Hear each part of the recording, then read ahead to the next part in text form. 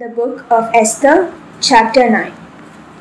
On the 13th day of the 12th month, the month of Adar, the edict commanded by the king was to be carried out. On this day, the enemies of the Jews had hoped to overpower them, but now the tables were turned, and the Jews got the upper hand over those who hated them. The Jews assembled in their cities and in all provinces of King Xerxes to attack those determined to destroy them. No one could stand against them, because the people of all other nationalities were afraid of them. And all the nobles of the provinces, the satraps, the governors, and the king's administrators helped the Jews, because fear of Mordecai had seized them. Mordecai was prominent in the palace. His reputation spread throughout the provinces, and he became more and more powerful. The Jews struck down all their enemies with the sword, killing and destroying them, and they did what they pleased to those who hated them. In the citadel of Susa, the Jews killed and destroyed 500 men. They also killed Parshandatha, Dalphon, Aspatha, Poratha, Adalia, Aridata, Parmashta, Arisai, Aridai, and Vairatha, the 10 sons of Haman, son of Hammedatha, the enemy of the Jews. But they did not lay their hands on the plunder. The number of those killed in the citadel of the Susa was reported to the king that same day.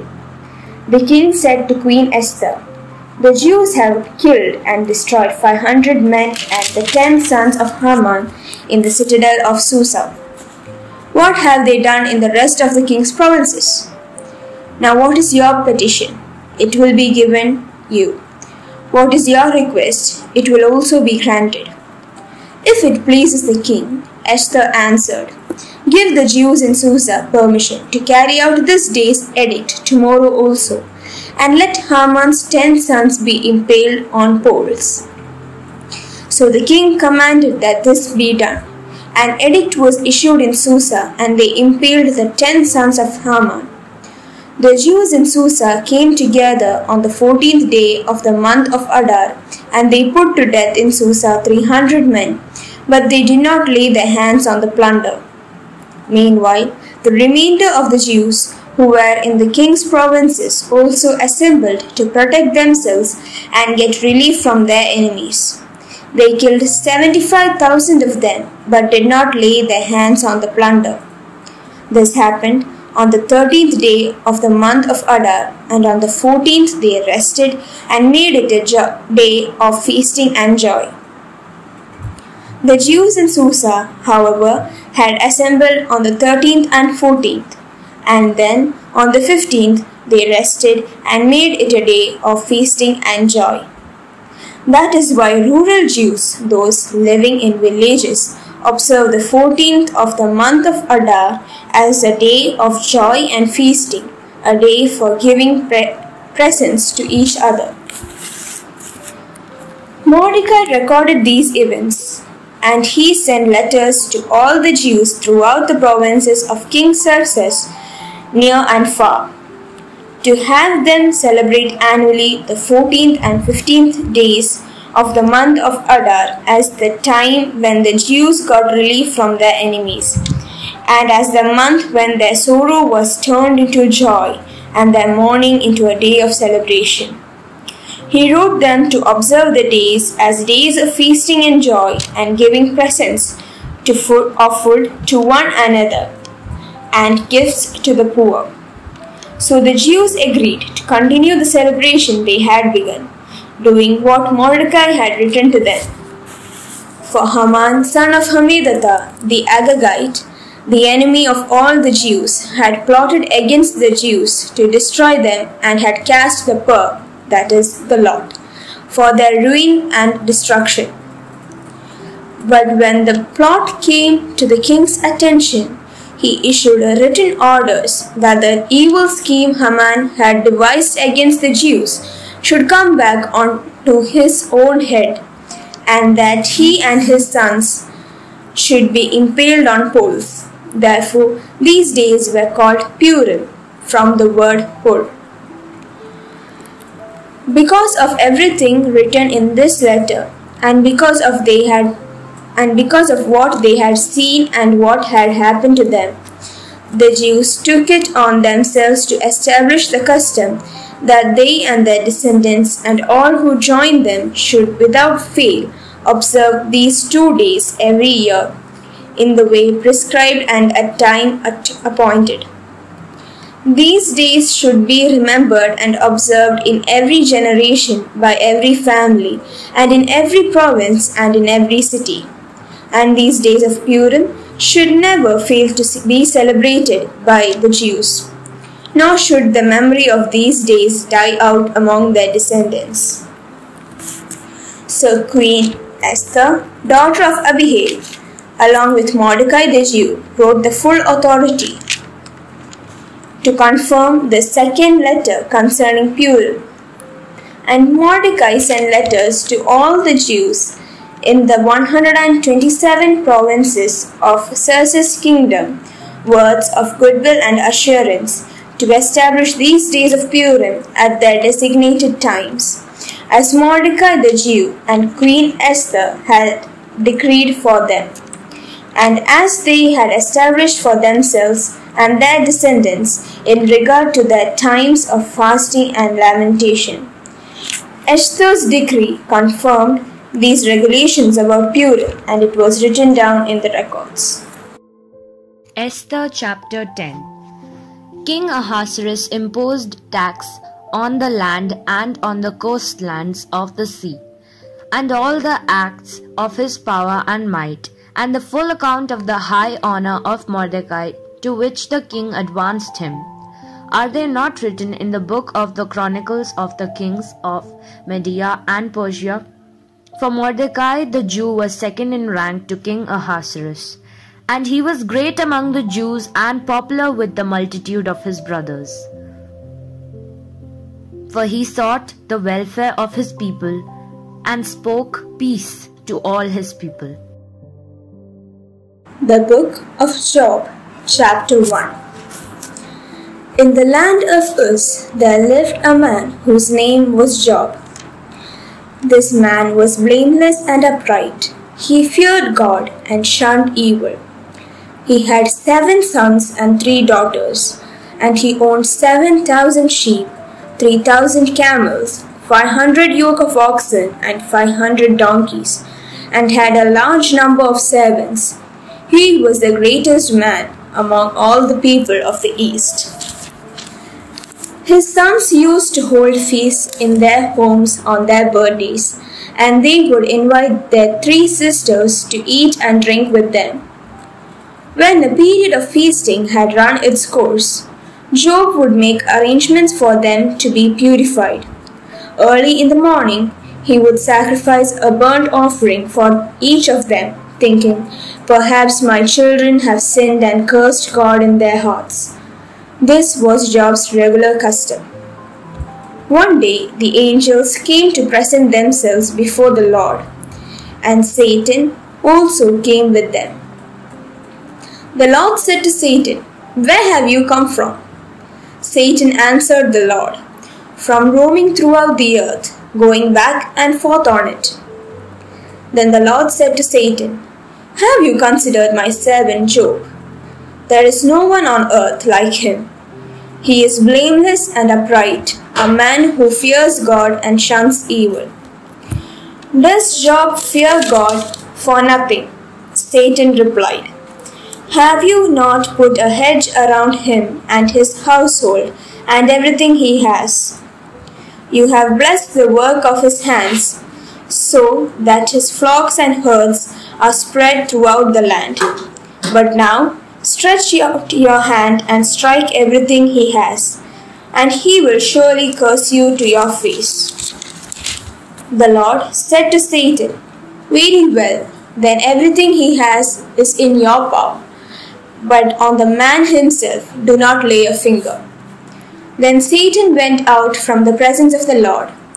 One day, when Job's sons and daughters were feasting and drinking wine at the oldest brother's house, a messenger came to Job and said, The oxen were plowing and the donkeys were grazing nearby, and the Sabines attacked and made off with them. They put the servants to the sword, and I am the only one who has escaped to tell you." While he was still speaking, another messenger came and said, "The fire of God fell from the heavens and burned up the sheep and the servants, and I am the only one who has escaped to tell you." While he was still speaking, another messenger came and said, "The Chaldeans formed 3 raiding parties and swept down on your camels and made off with them. They put the servants to the sword, and I am the only one who has escaped to tell you."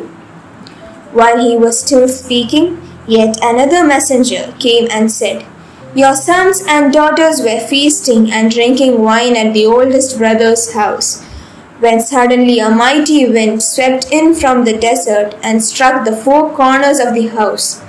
It collapsed on them, and they are dead, and I am the only one who has escaped to tell you." At this, Job got up and tore his robe and shaved his head. Then he fell to the ground in worship and said, "Naked I came from my mother's womb, and naked I will depart. The Lord gave, and the Lord has taken away. May the name of the Lord be praised." In all this, Job did not sin by charging God with all wrongdoing. The book of Job, chapter 2.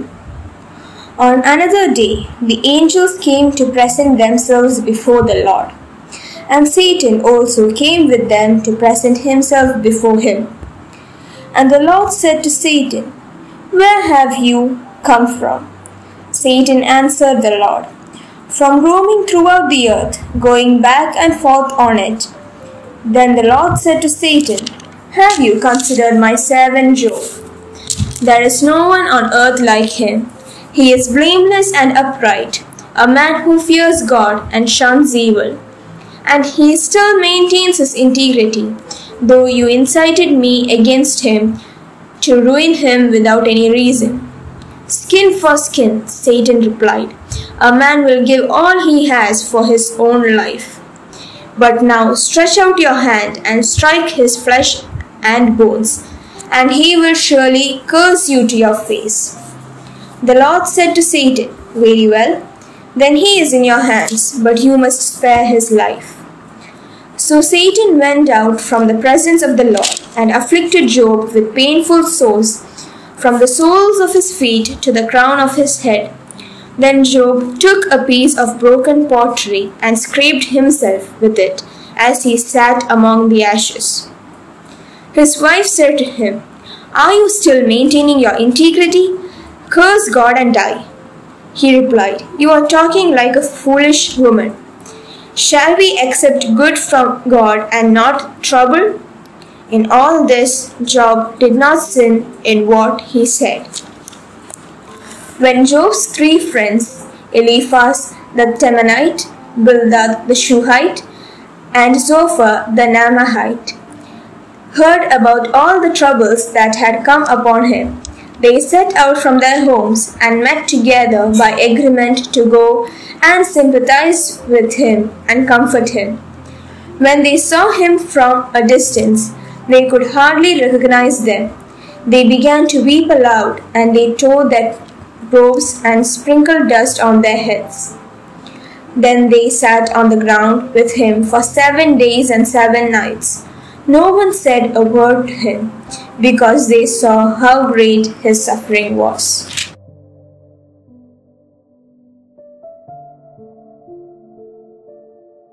The book of Job, chapter 3. After this, Job opened his mouth and cursed the day of his birth. He said, "May the day of my birth perish, and the night that said, a boy is conceived. That day, may it turn to darkness. May the God above not care about it.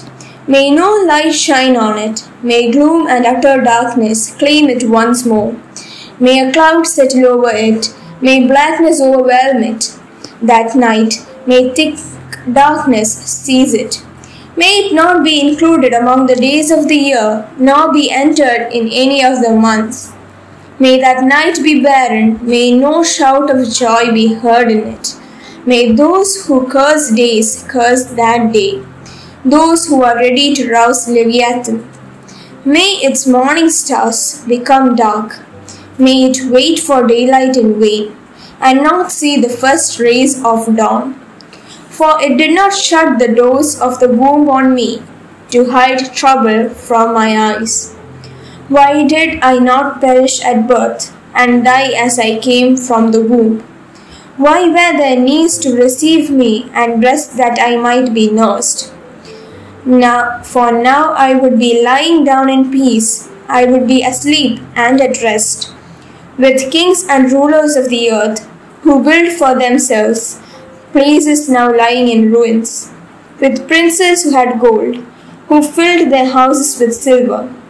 Or why was I not hidden away in the ground like a stillborn child, like an infant who never saw the light of the day? There the wicked cease from turmoil, and there the weary are at rest. Captives also enjoy their ease. They no longer hear the slave drivers shout. The small and the great are there, and the slaves are freed from their owners. Why is light given to those in misery, and life to the bitter of soul, to those who long for death that does not come, who search for it more than for hidden treasure, who are filled with gladness and rejoice when they reach the grave? Why is life given to a man whose way is hidden, whom God has hedged in? For sighing has become my daily food, my groans pour out like water. What I feared has come upon me. What I dreaded has happened to me. I have no peace, no quietness. I have no rest, but only turmoil. The Book of Job, chapter 4.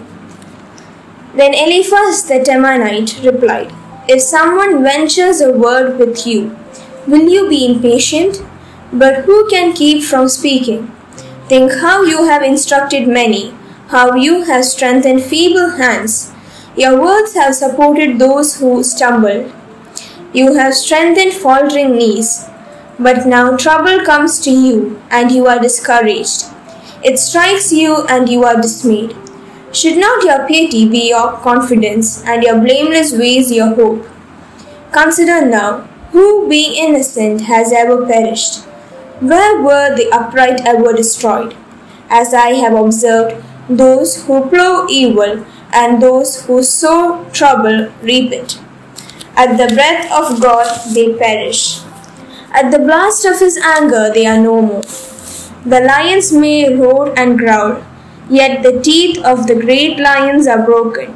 The lion perishes for lack of prey, and the cubs of lioness are scattered. A word was secretly brought to me. My ears caught a whisper to it.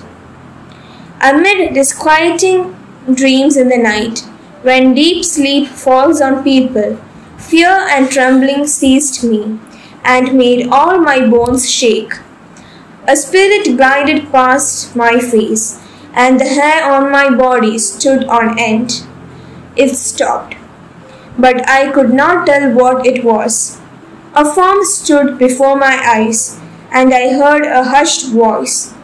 Can a mortal be more righteous than God? Can even a strong man be more pure than his Maker?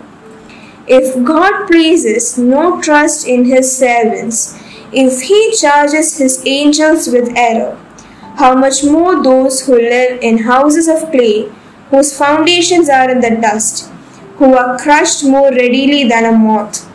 Between dawn and dusk they are broken to pieces. Unnoticed, they perish forever. Are not the cords of their tent pulled up, so that they die without wisdom?